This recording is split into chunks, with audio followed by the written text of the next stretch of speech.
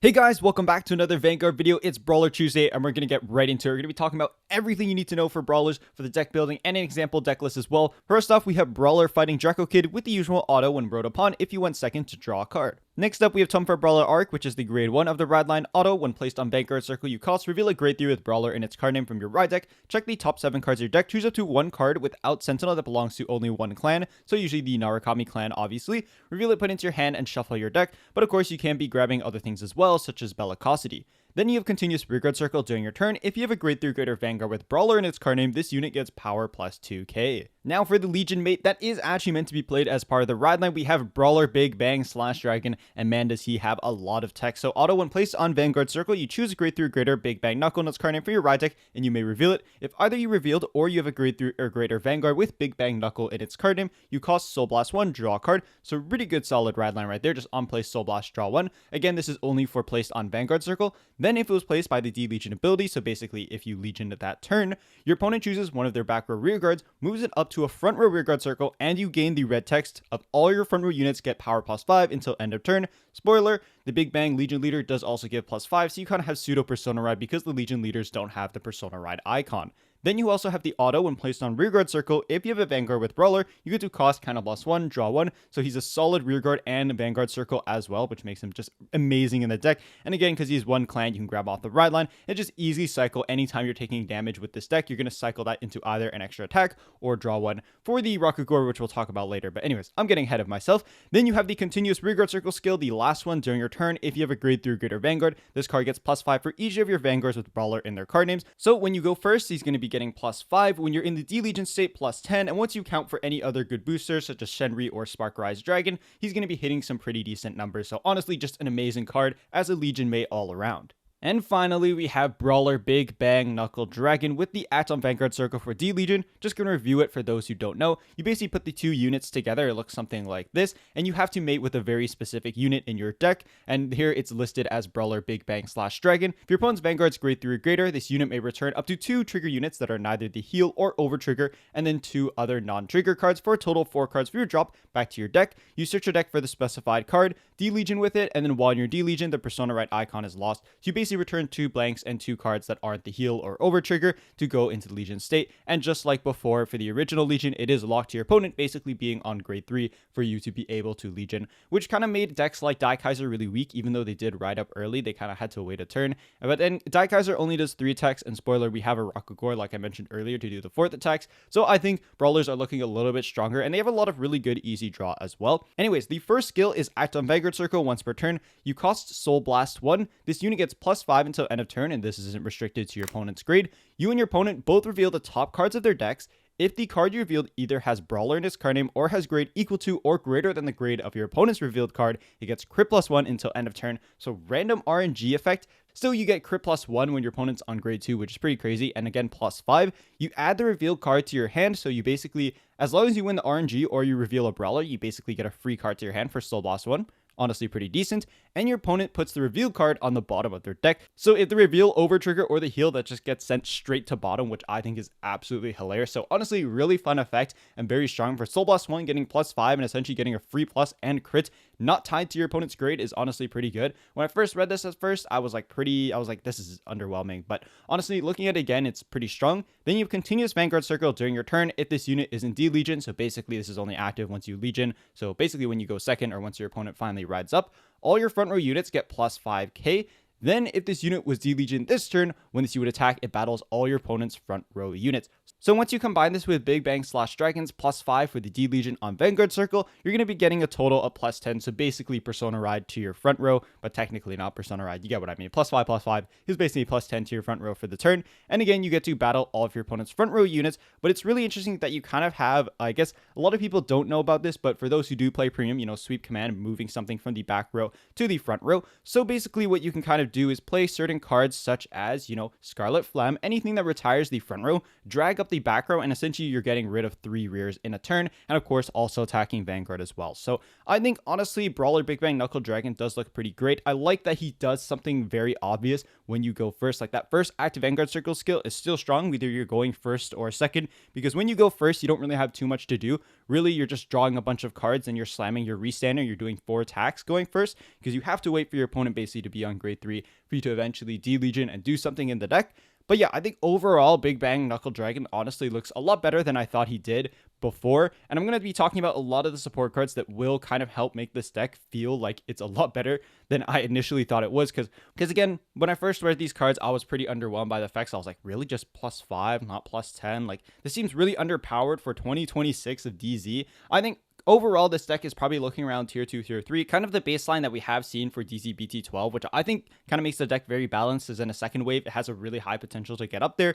But I think as a de-legion deck, they're definitely very careful with the power level, especially because it returns triggers, but it's also returning 2 blanks as well. Like we've known de-legion has been like this since Kaiser. But I think overall, once we get to more of the support cards that brawlers can be playing, I think you'll be a little bit more sold on the effect, even though this does seem a little bit underwhelming at first, which is honestly how I felt when I read all the other brawler cards. But anyways, let's get to the other support cards. So the first card to talk about is Brawler Wildfist Dragon, and this is actually the Legion mate for another Legion that I'll put on screen, so if we do get that, this is future proofing. But anyways, we have the act and drop. If you have Vanguard with Brawler in his card name, you can cost counterblast 1, call it to rearguard circle, basically unconditional combine rusher effect, which is really nice. But his restand effect is also CB1, so we have the second skill, auto Vanguard circle or rearguard circle, so Vanguard circle skill as well. When your grade 3 greater Vanguard with Brawler in his card name attacks, if your unit does not stand this battle phase, so basically if it hasn't stood yet, you cost counterblast 1, stand this unit, and this unit gets plus 10k until end of turn. So in the future, this could be restanding the Legion leader, I guess, but for the most part, this is here basically just to be a Rockagore for brawlers right now,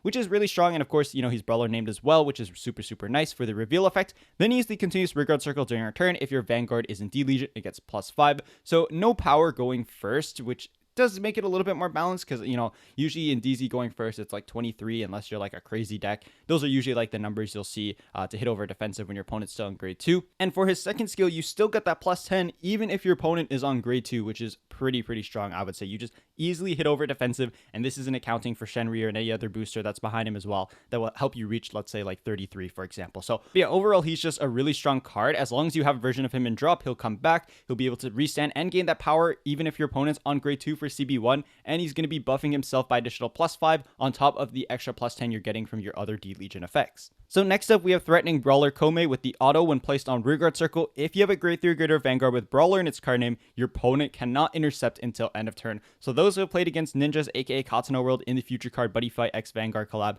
know that this is really annoying, and especially when you go first, it's really annoying, especially if they have 2 intercepts. So again, going first, you won't be able to D-Legion because your opponent's still on grade 2, so this intercept seal helps a lot. And again, you want to intercept seal your opponent when you have Wildfist or any other multi-attacker that's attacking before your Vanguard does, so they don't have the opportunity to intercept before you swing at their front row.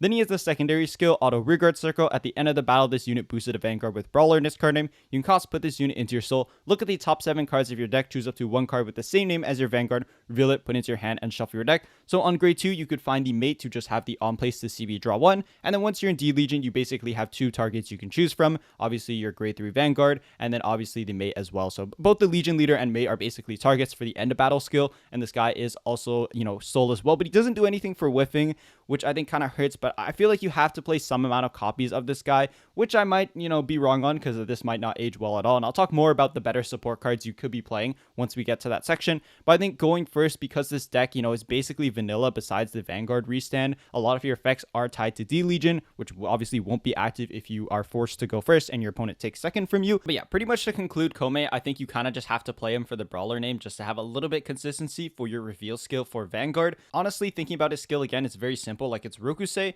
and it can also check top 7, add something, which is pretty nice. And it is extra soul for the deck because you do want a lot of soul for some other effects, such as Rising Phoenix and whatnot, which we'll talk about later if you do want to play those in your deck list. So I think overall Kohmei is actually a pretty decent card. Next up, we have Agoniclow Dragon. This guy isn't even Brawler name. His skill is alright. We have auto rearguard circle when it attacks. If you have a grade 3 or greater Vanguard with Narukami for its clan, you cost Soul Blast 1, gets +5 canes on a battle. If your Vanguard's attack hit this turn, +10 instead of +5. And kind of throwaway card. We don't really need it. It's not really Brawler named. Kind of whatever.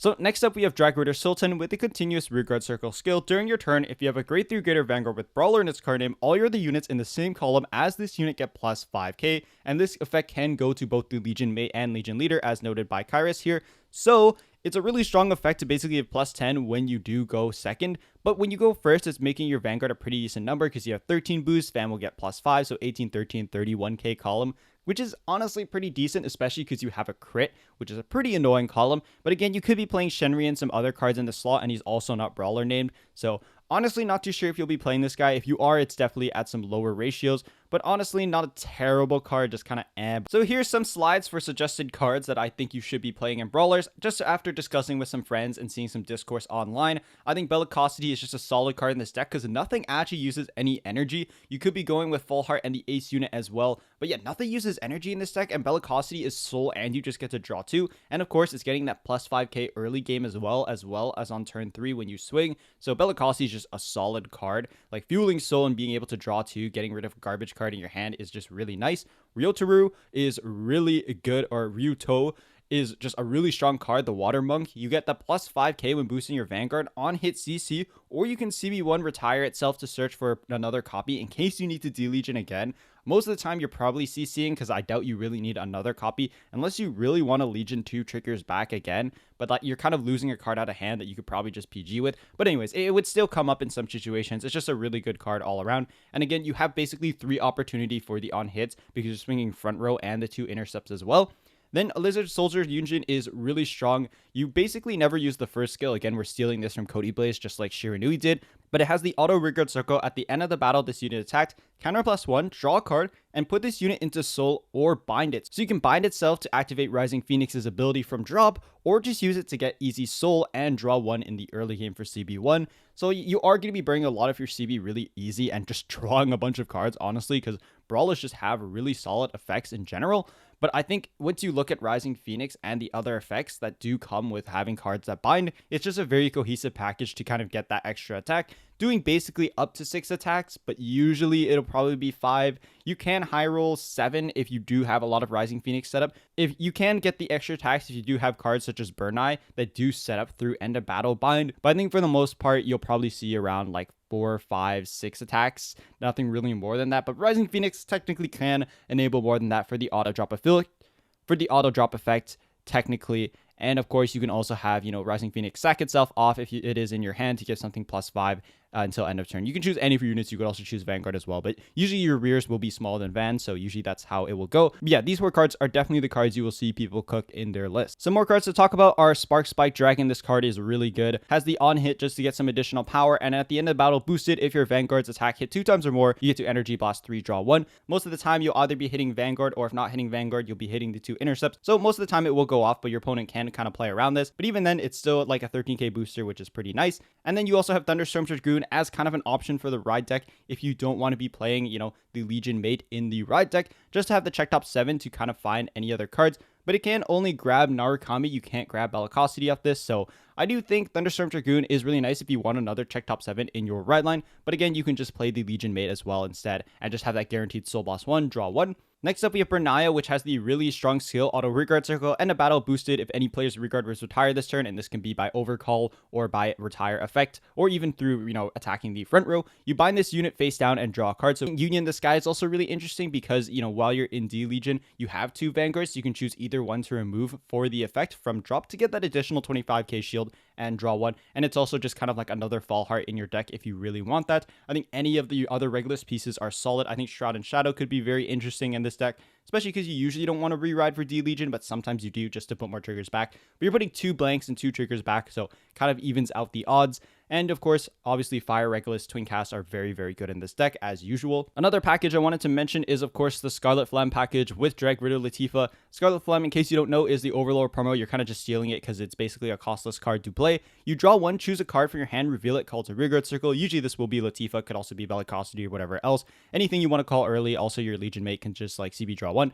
Anyways, if its grade is equal to or less than your opponent's Vanguard, you get to call it to rearguard circle. Otherwise, you have to discard it. You choose what your opponent's front row rearguards, retire it, and if you did not retire a card until end of turn, the unit called by this effect gets +5, so another +5 to your rears. But usually you do this to retire your opponent's front row rearguard circle. when there's a booster behind it, then you'll use your Vanguard's effect to move that back row up to the front row, and then Intercept Seal attack your front row, for example, attack their front row, for example, and then now you just wipe out an extra rear on their board. So I think Scarlet Phlegm is really strong for that, and of course Scarlet Phlegm, Latifah in the early game on turn 2 is just very strong, and this will guarantee your activation for Shenri most of the time while you're wiping your opponent's front row. And if you have any retire effect that wipes your opponent's front row, and then you do the combo that I just talked about where you move a back row up and then wipe your front row again, after you do swing Van, they usually will have one or less rears anyway, so Shenri will be active. But in case your opponent does have a full board, because we do have a lot of decks such as like Harliru, Minerva, Elf Knights, etc., that might not necessarily be clearing off their board. I mean, Elf Knights technically does, but anyways, decks that basically have a full board that might make it hard for Shenri to get off.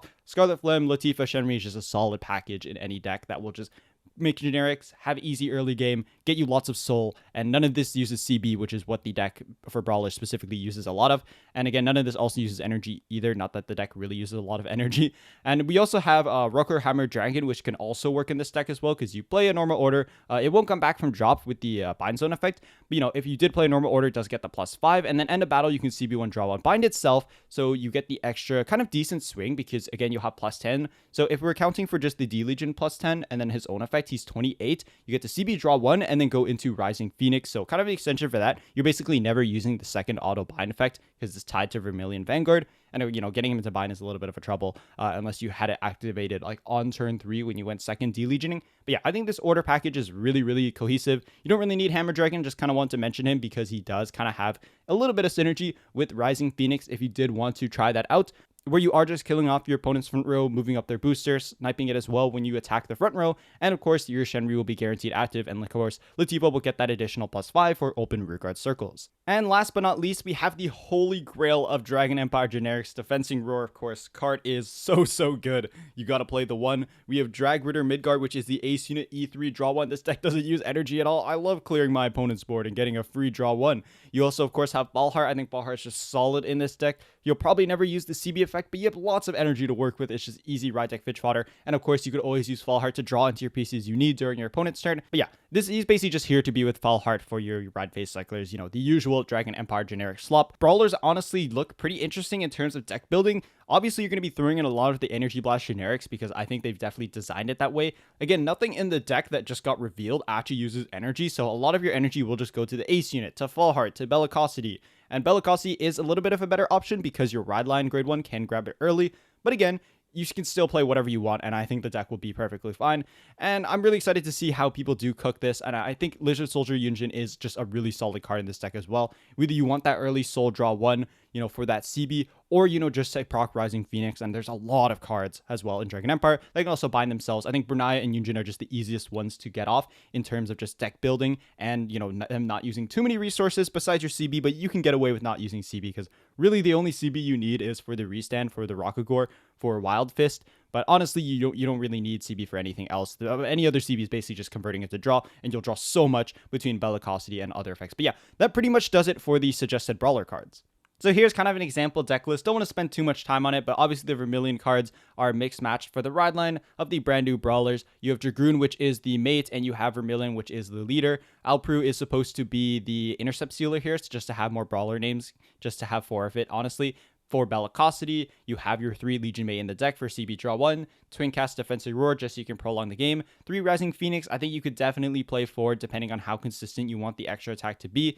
But, you know, you don't really have a way to mill it out, so you kind of have to just hard draw it. But, you know, at worst, you could just play it, use its own ability, sack itself off, and give +5 to something. Yunjin's also in here, Bellicosity, just to draw a bunch of cards. And you also have Spark Spike Dragon as well as Brunaya, just to enable extra drawing. And, of course, Brunaya can activate Rising Phoenix as well. So you could be playing the Solon fronts, or you can even play the 20k shield fronts as well. I think either is fine. But it's just a very simple outline for what the deck could look like. I think some people will definitely swap out a lot of cards for more Fallhearts. That's kind of what I've seen more so on like the JP side of Twitter. But I think either way, the deck looks really strong regardless. Probably around tier 2, maybe tier 3-ish, because like honestly, when you go first, it's a little bit rough. At least you are doing 4 attacks going first, thanks to Wildfist Dragon. But yeah, that's pretty much my thoughts on the deck list of what it might look like, what it will probably look like, especially because a lot of people are kind of moving towards Yunjin and some other cards. But do let me know what you think of this deck list and if you will be playing something very similar. In other news, no news, we have no changes for standard, and basically the argument that they gave for this is that basically DZ-BT12 is coming and nothing was really too high in terms of usage rates, which is usually what JP goes off on. They do note that the ride lines did change up a lot, that the DZ-11 ride lines kind of fell off besides Youth. For the highest usage rate in the second half of tournaments, we have Harluru, Youthberg, Minerva, Virgilla as the highest usage. These decks are just very consistent, have very high ceilings in terms of ending the game. And Leonorin and, Prison are still good, but they kind of like fell off a lot going to the second half of the tournament. And they're not too concerned because we're having DZ-BT12 basically right after Christmas for JP. For us, it's not until February, so it's still quite a while away. But this is still basically the meta we're going to have to deal with unless we get a very early ban list until basically our Worlds, because that is it. I believe in May. I might be getting that wrong, but yeah. Anyways, so basically they said no changes pretty much for standard and for premium. So I quickly just wanted to go over the news that we had for the Parallactic Clash, which is actually the last arc of DivineZ. Not the last arc of the anime, because we know we're likely going to get more, and that'll probably be announced. But anyways, we have Gabuelius Phantom. So evil demon Gabuelius is here. My theory is that it's him from an alternate timeline where he kind of went crazy because, his entire, race went poof. But anyways, I think Gabuelius Phantom's design looks pretty sick. He's also holding a Vanguard card, so he's ready to play the game, man. He is not messing around. We also basically have confirmed support for a lot of characters, very popular characters, specifically now as well as Mikoto. So guaranteed support basically for Varga and for Chris Rain. Guaranteed, maybe not guaranteed mythics, but they're basically mythics fighters, so kind of alluding to that we'll basically get mythics for their decks, as well as all the other characters that we know who are